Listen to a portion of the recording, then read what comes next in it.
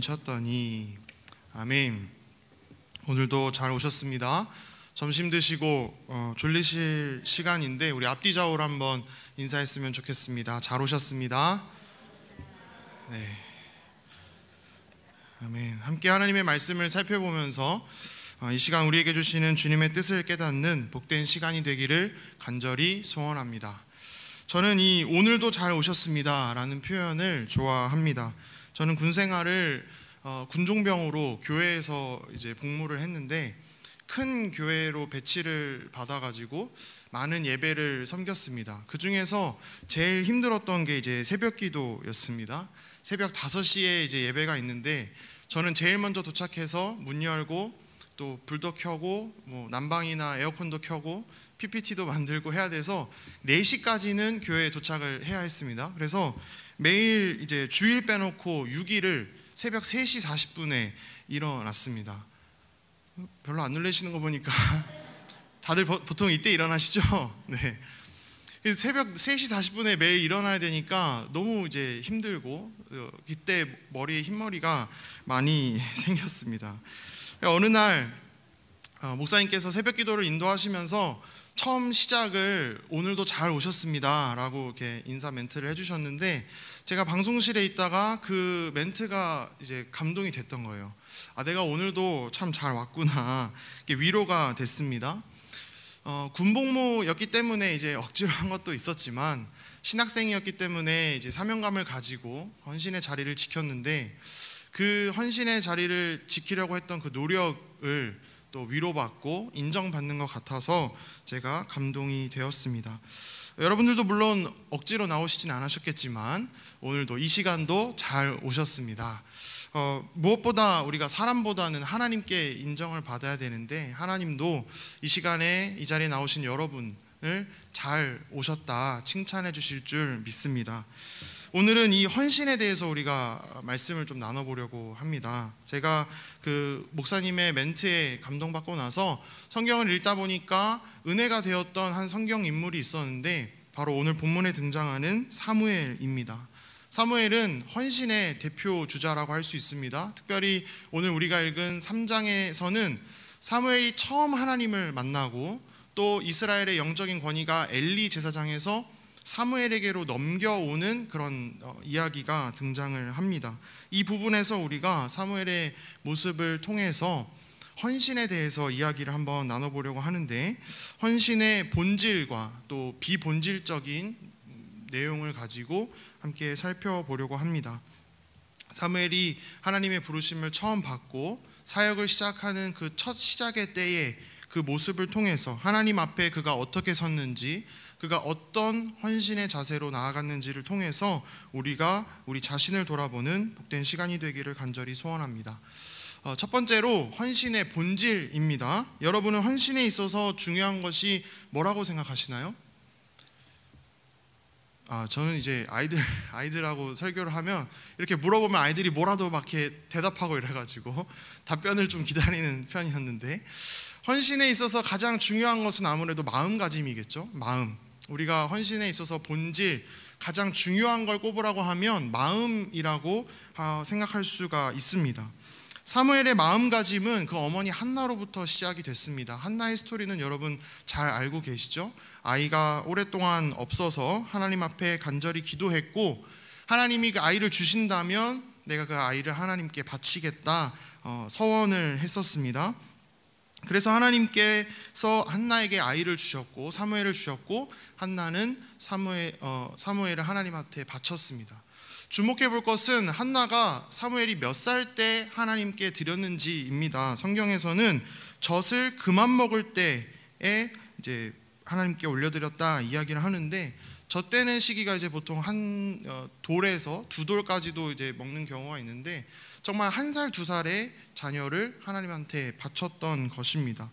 저는 아직 아기가 없어서 제가 마음으로는 못 느끼지만 한나의 입장에서 만약에 생각해 봤을 때 내 아이가 그것도 오랫동안이나 서원하던 기대하던 그 아이를 1살, 2살 때 떠나보내야 한다는 것은 참 마음이 아픈 일이라 생각이 됩니다.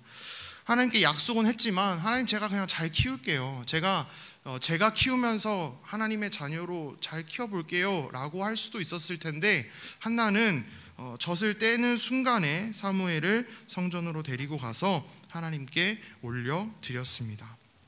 사무엘상 1장 27절 28절 보시면, 이 아이를 위하여 내가 기도하였더니 내가 구하여 기도한 바를 여호와께서 내게 허락하신지라. 그러므로 나도 그를 여호와께 드리되 그의 평생을 여호와께 드리나이다 하고 그가 거기서 여호와께 경배하니라 말씀하십니다.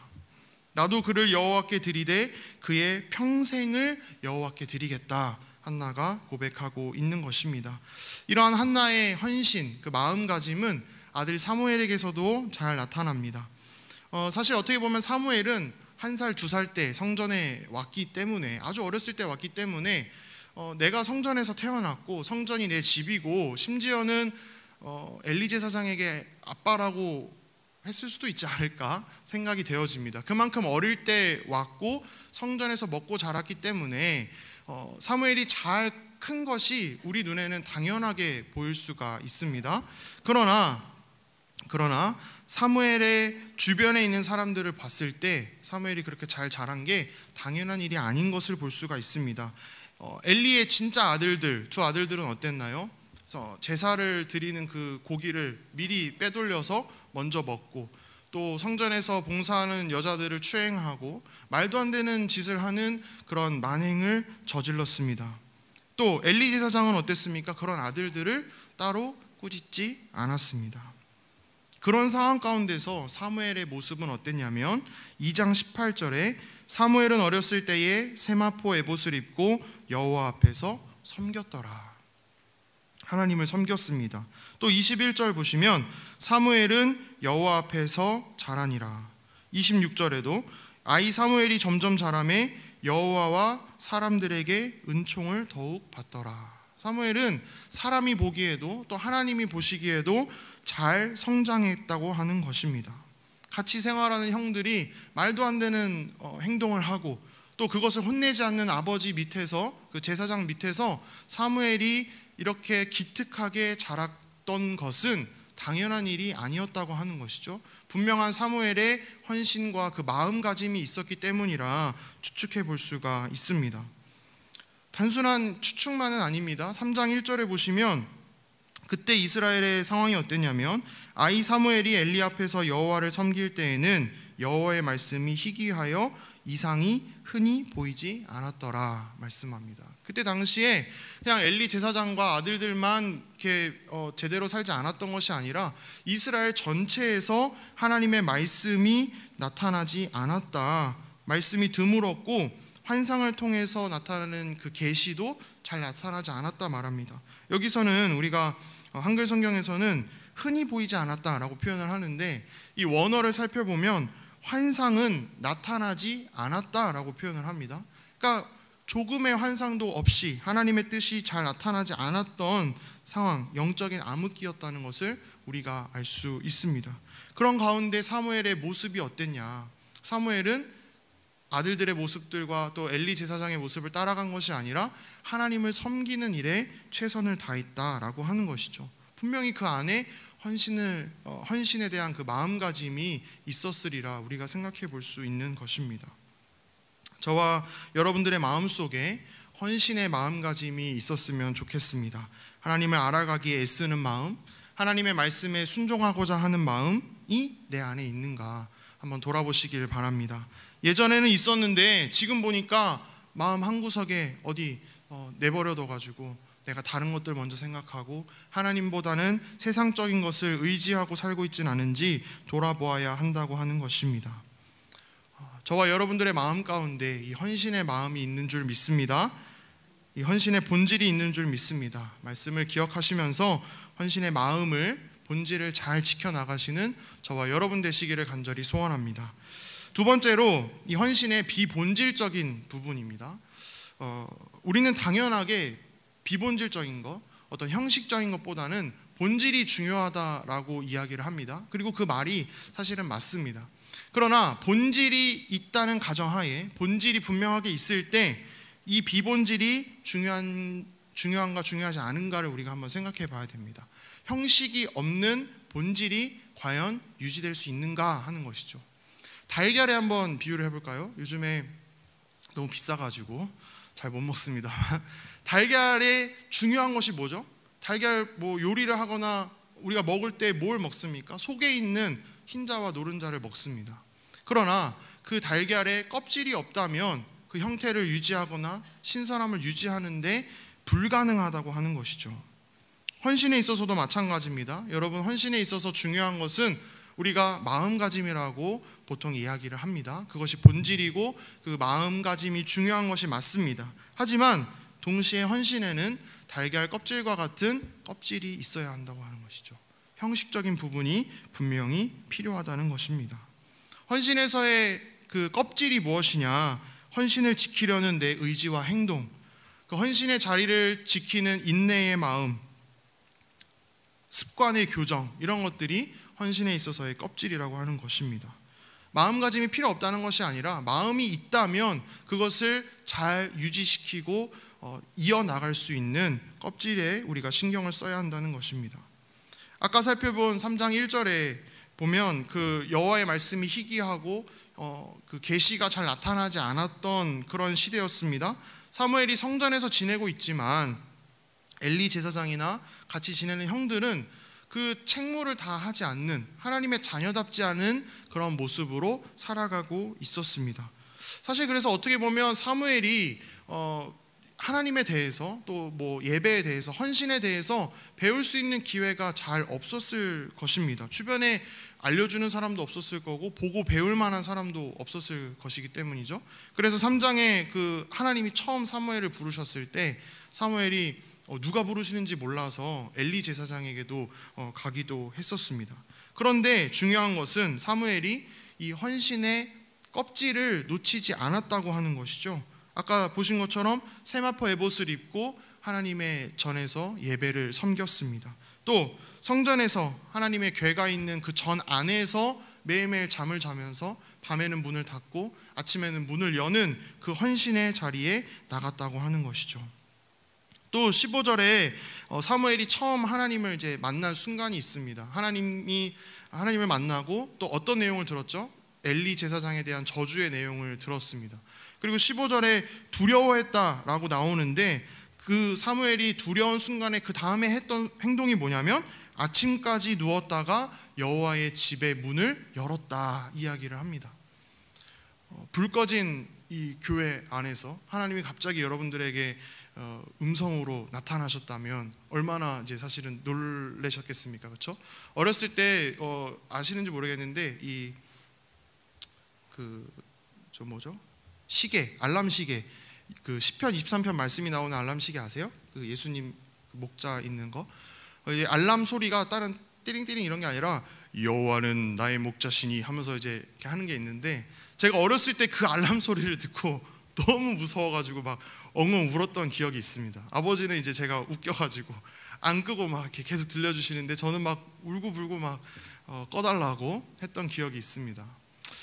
사무엘이 처음 하나님의 음성, 물론 하나님의 음성이 그런 중저음의 남자 목소리가 아닐 수도 있겠지만 하나님의 음성을 처음 듣고 또 같이 지냈던 엘리 제사장에 대한 그런 아주 끔찍한 저주의 내용을 들었음에도 불구하고 사무엘은 자기가 계속해서 해오던 일, 그 성전에 끝까지 남아서 성전을 지키고 아침에 문을 여는 일을 했다고 하는 것입니다.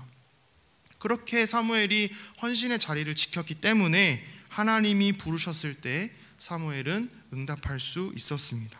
3장 10절 말씀 우리 같이 한번 읽어볼까요? 여호와께서 임하여 서서 전과 같이 사무엘아 사무엘아 부르시는지라 사무엘이 이르되 말씀하옵소서 주의 종이 듣겠나이다 하니. 아멘. 우리는 이러한 껍질이 필요합니다. 헌신의 자리를 지키는 내 의지와 행동, 또 그 시간을 버티는 인내와 같은 것들이 필요하다고 하는 것이죠.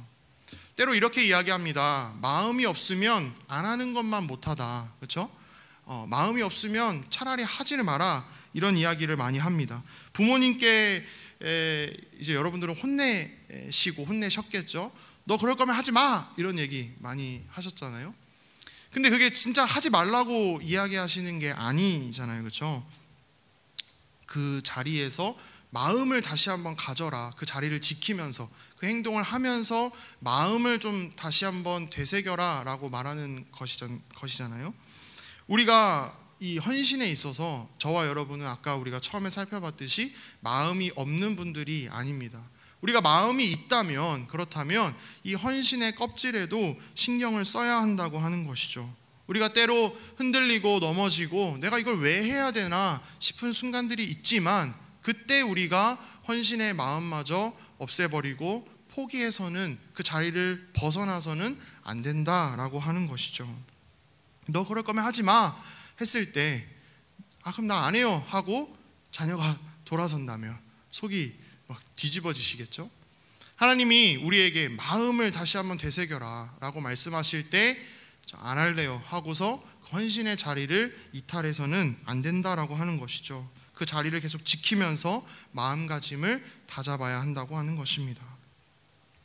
제가 처음에 사무엘을 보고 은혜가 되었다라고 말씀을 드렸는데, 은혜가 되었던 부분이 바로 이 비본질적인 부분, 헌신의 껍질 부분에서 제가 은혜를 받았습니다. 때로는 쉬고 싶고 그만두고 싶은 마음이 참 굴뚝 같았습니다. 아침에 3시 40분에 일어나는 것이 얼마나 힘들었고, 또 저는 이제 성격상 이제 불안, 걱정이 많은 사람이라 아침에 못 일어나면 어떡하나 새벽에 긴장을 막 많이 합니다. 실제로 이제 불침번이 저를 안 깨워가지고 4시에 눈을 딱 뜬다든지 4시 10분에 막 눈을 뜬다든지 그런 끔찍한 상황들도 있었습니다.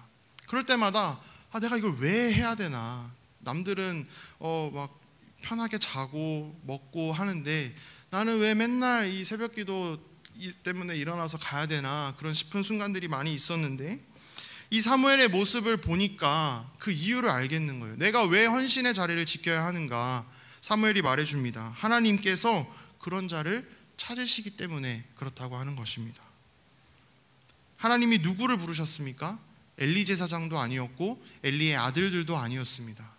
매일 밤 성전에서 잠을 자면서 하나님의 전을 지키고 밤에는 문을 닫고 아침에는 문을 열며 예배 때마다 세마포 에봇을 입고 하나님을 섬겼던 사무엘을 부르셨다고 하는 것이죠. 3장 10절에 여호와께서 임하여서서 전과 같이 사무엘아 사무엘아 부르시는지라. 사무엘이 이르되 말씀하옵소서 주의 종이 듣겠나이다. 사무엘이 말씀하옵소서 주의 종이 듣겠나이다 라고 말할 수 있었던 이유는 그 헌신의 자리를 벗어나지 않았기 때문에, 그 헌신의 자리를 지켰기 때문에 대답할 수 있었다라고 하는 것입니다. 그런 사무엘을 하나님께서 높이십니다. 19절 말씀 보시면 사무엘이 자라매 여호와께서 그와 함께 계셔서 그의 말이 하나도 땅에 떨어지지 않게 하시니. 사무엘은 계속해서 자라갔고 하나님이 그와 함께 하셨고 하나님이 그를 통해서 말씀하시는 모든 말들이 하나도 땅에 떨어지지 않았다 말씀을 하십니다. 이거는 신명기 18장 22절의 말씀을 통해서 볼 수가 있습니다. 만일 선지자가 있어 여호와의 이름으로 말한 일에 증언도 없고 성취함도 없으면 이는 여호와께서 말씀하신 것이 아니요 그 선지자가 제 마음대로 한 말이니 너는 그를 두려워하지 말지니라. 신명기 말씀에 이렇게 나와 있어요. 선지자가 말한 것들이 이루어지지 않으면 그는 자기 마음대로 말한 것, 여호와께서 말씀하신 것이 아니다 라고 말을 합니다.